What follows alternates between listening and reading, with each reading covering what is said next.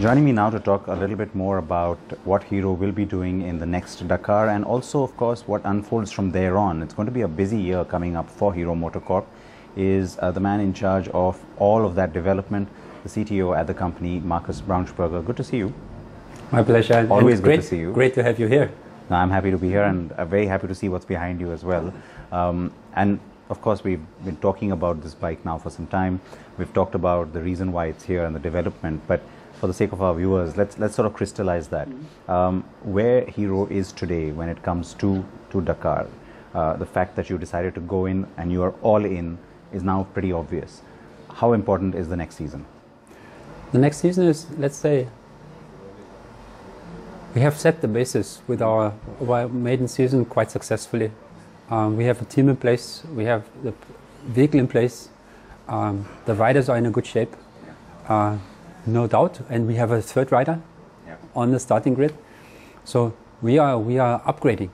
We are upgrading our capabilities. We are upgrading our foundation. In motorsports, everything is possible, but we have to be honest. It's a long term. It's a long term development. So we have a target in our focus, and we are working towards it. When you say you have your target in focus, what is that target? In the sense, it can't just be all about, you know, podiums and finishes. It's got to be about experience and capability. Yes. So help us understand that target and how soon you want to get there. So it's good that you talk about capabilities, because usually you think about reaching the podium and then reaching the first victory. Yeah. No doubt, this is essential part of racing, but for us there's a much bigger story behind.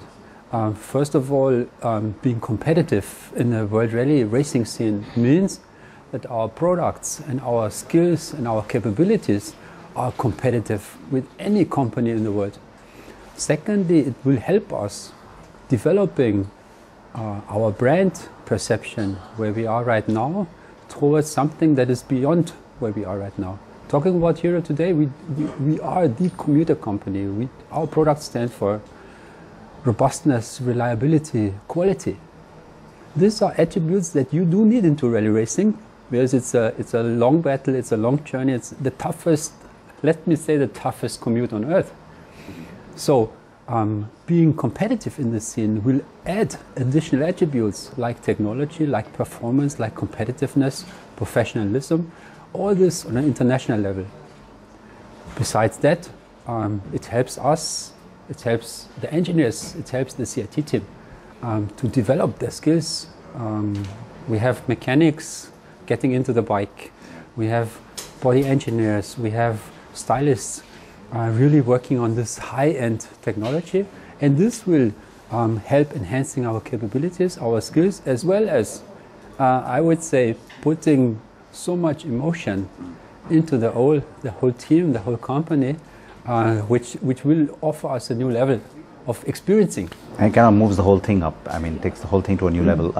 When we last spent time together in Milan at the EICMA, or on the sidelines of the EICMA, we talked about this, and we talked about how specifically it is going to be this, let's say, aspect that's going to make the big difference next year. Because so far we've been hearing a lot about these plans, but eventually it has got to be about what comes to market, what consumers get to see and feel and buy. It is that next year that's going to be, let's say, busy from that perspective, isn't it? Yes, no doubt. Next year, and actually next year for us starts from next week onwards, as you know as well, and we'll be really busy. But we always have to think of where we are, what is our strength, what is our market position, and not to forget that we have to focus on our actual portfolio as well. So it's not always to do the new thing, the nice thing. It's really to focus to our foundation, and from there onwards to have a stable basis. As we did say, we will move back into premium. And next year will, for us as a company, be, let's say, probably the premium year. So Auto Expo, I mean, from a public perception is where it can all kicks off. In the past two Auto Expos, there's been a lot of focus about just, you know, like a picture of where Hero could go or where it wants to go. And so there were lots of concepts, there was lots of plans and lots of And some of it looked really ambitious. Do you think today we're in a position where it'll be more real than just plans? Is the next Auto Expo going to be that year? No doubt, as a company. Or you just have to do it, is what I mean. Now it's time you have to do it. No, in the end, the company has to be, let's say, reliable in terms of what we say is what we do. What we think is what we say is what we do. And from this perspective, the last Auto Expo, I think, was already changing the way we approach it. Having the Xtreme 200 as a concept. We're expecting the production bike now, you know that. And I gave a promise. Yeah, you did. I gave a promise, and I do my very best to fulfill it. It looks good. I'm happy to hear that, yeah. Yeah, no doubt. And with a design concept, the XF3R, as a company, we try out to explore, let's say, even beyond the actual premium. Because for us, being in a transition, we have to think of what is our future styling design. Look at the race bike. It should give, and this is not just about racing, a glimpse of in what direction we do think as a brand, bringing it, as you say, into mass production. But tell me, one aspect of going premium is that, of course, it helps you to shore up margins and it makes you more profitable. But on the other hand, because the strength of the company comes from this massive volume, and it's exactly that space where all your competitors are going to keep attacking you always. In the Indian context, you got Honda, you got Bajaj. How do you keep that end of it intact while you're also shoring up and trying to make, let's say, a new presence felt at the premium end? In the end, it's about putting lots of effort into our foundation and our basis. It means developing the product forward to keep it still attractive in terms of what the customer gets for the money, and keeping it attractive in terms of styling. So this is a strong focus we have on, no doubt. Beyond that, the premium segment gives us or brings us back opportunities, which we are really looking forward to. But do you think there's an advantage where maybe with certain technologies or materials, or even ideas, even design ideas, the fact that you have such a large base, does it give you that, let's say, a little bit of freedom or a little bit of leeway, even with the premium products, to be able to broad base your costs, maybe something that other manufacturers cannot always do? No doubt. We are operating in a quite impressive scale. Yeah, for sure. This gives us opportunities that other competitors don't have. On the other side, I would say Hero stands for, and I would like to see Hero stand for affordable technology. Affordability always will be something that we will focus at. Global context, not just Indian context. In the global context as well. Only put high cost into something what all the competition is doing, we have a huge advantage. We have the opportunity to cater to a segment that more or less is not existing. To make bike riding affordable and technology affordable, not just in India, is something that drives us in our complete lineup. And I think the X-Pulse concept gives a first glance what even will attract motorcycle riders outside India.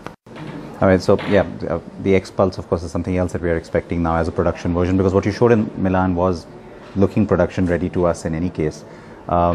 Is that segment and segments like that likely to become more and more important, do you think, going forward, as the customer starts to demand a little bit more than just a regular commuter or just a regular bike? This is what I'm fully convinced. As the market becomes international, the local domestic market, you have international styling bikes. So from this perspective, no doubt, the offer becomes wider and wider, so the customer can pick and choose. But it always has to be in line with affordability. If we do talk about mass mobilization, it has to go along with affordability. No doubt, this is a dream. Not affordable, But it's not for everyone anyway. Not for everyone anyway. Now, so one last question, Markus, before I let you go. Going back to that point about affordability and then also the scale and the advantage it gives you, is it fair to then assume for us that going forward, because, okay, you'll also have new regulations and you'll also have maybe a more demanding consumer, but that notwithstanding, that's true for all your competitors. Is it fair to assume that going forward, a lot of your, even let's say, more basic products will have that advantage of being just a little more sophisticated, just having that little extra because of what you're doing at the premium end? Definitely. And this is what gives the strength to Hero already today. Look at i3S. This is something that is really has changed the perception of the brand. Understand the customer and bring a technology that caters the customer demand on again an affordable level. This is what drives us to understand what brings delight or what adds a feature that the customer appreciates, but deliver this on an affordable level. All right, so this is what drives us, not just ultimate racing performance. But that's very cool too. So yeah, no doubt. We're glad you're doing that too. And for us, this is the huge thing that we have the opportunity to stick to our roots where we are that strong and to expand it up to this kind of international performance, technology, racing, and no doubt emotional level. And so on that note, I'm going to say thank you, but I'm going to hold you to that promise then, the Extreme 200, the X-Pulse, and maybe a whole lot more at the Expo. Yeah, and maybe here we do a clear cut. Yeah, all right. Otherwise, I will You'll run be in trouble. into big trouble promising too much. But right, we work hard on that. I'm very excited by what you've told me already and look forward to it. Thank you. Thank you. Thanks for your time. Thanks.